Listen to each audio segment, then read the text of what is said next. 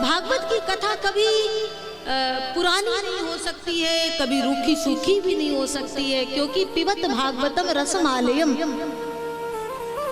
कहा गया, ये अमृत है और भागवत कथा के अमृत को पिया जाता है। क्यों भाई?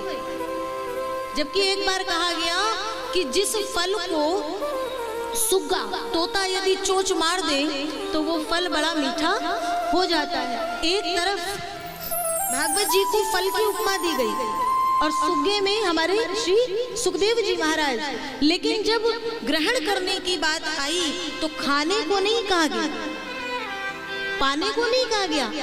पिबत भागवतम रसमालय, ये ऐसी अद्भुत कथा है जो कि जब भी आप सुनोगे उस पल उस क्षण जितनी बार सुनोगे, भागवत जी में ही एक श्लोक आता है, तदैव रम्यम रुचिरम नवम नवम, ये उतनी ही बार नई नई अनुभूति आपको कराएगी।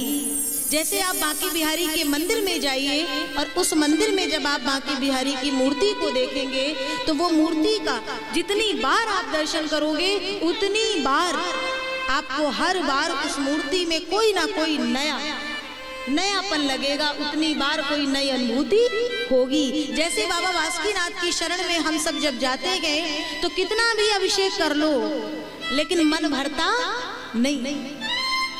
हर दिन लगता है बाबा के पास जाना है, बाबा के पास जाना है।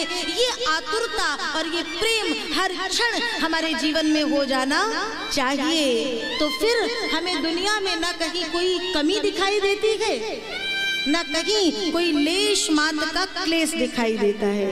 एक छोटा सा भक्त भगवान के प्रति बहुत समर्पित भाव रखते हुए कहीं मार्ग से गुजर रहा था और एक पंडित जी कथा कह रहे थे। अचानक से उसे लगा मेरे मन में भगवान से मिलने का भाव है, पंडित जी की कथा चल रही है, बैठ के सुन लेता हूँ। सुनते सुनते वो अंतिम में आचार्य जी के पास आया और बोला मुझे भगवान को पाना है, मुझे भगवान से मिलना है, लेकिन मैं भगवान को कैसे मनाऊं, कैसे रिझाऊं, मुझे कुछ शब्द चाहिए, जरा मुझे आप कुछ ज्ञान दीजिए।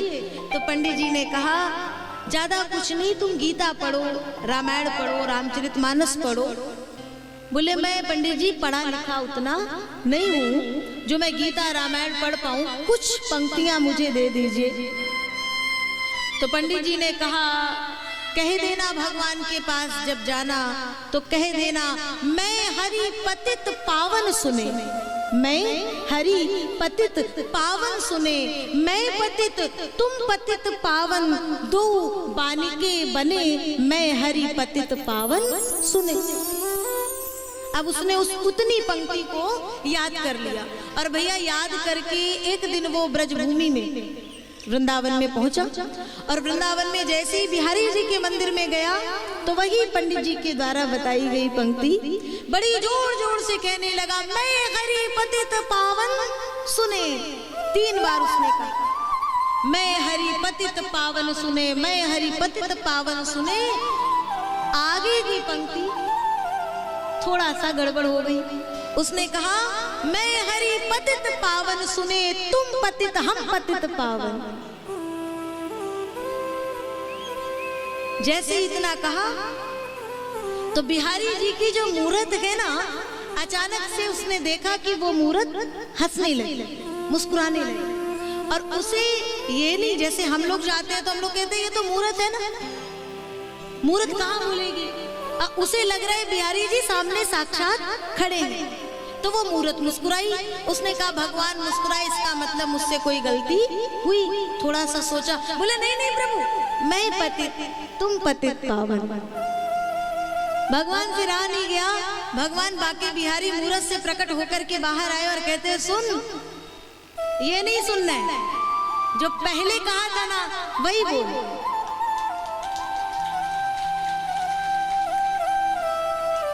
गोस्वामी जी लोगों ने कहा प्रभु क्यों, पहली वाली पंक्ति तो गलत थी ना, उसका अर्थ ही अलग था। बोले नहीं नहीं, आज तक मेरे धाम में मेरे द्वार पे पतित तो बहुत आए, पतित पावन आज यही आए हैं, इसलिए सरकार वही को जो पहले कह रहे थे। तात्पर्य क्या हुआ पता है? भगवान को रिझाने के लिए, भगवान को पाने के लिए शब्दों की अपनी मर्यादा है और शब्दों की अपनी एक सीमा है।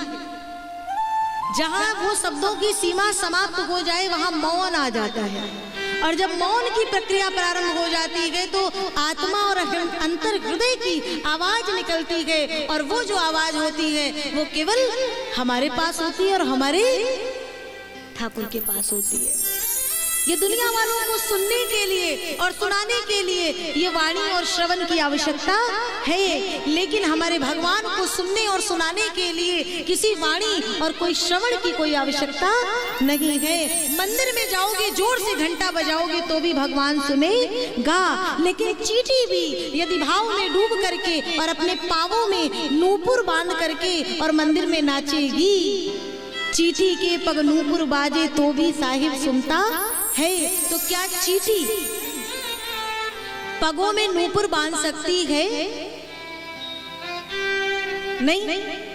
क्या चींटी पगों में नूपुर बांध सकती है? भैया वो है ही कितनी बड़ी, घुंघरू भी उससे अधिक बड़ा होगा, घुंघरू भी उससे अधिक बड़ा होगा। तो किसी ने कहा फिर चींटी के पग नूपुर बाजे क्यों कहा? बोले भाव का, प्रेम का नूपुर जब वो चींटी भी बजाएगी ना तो भी हमारे ठाकुर के कानों तक आवाज पहुंचती है।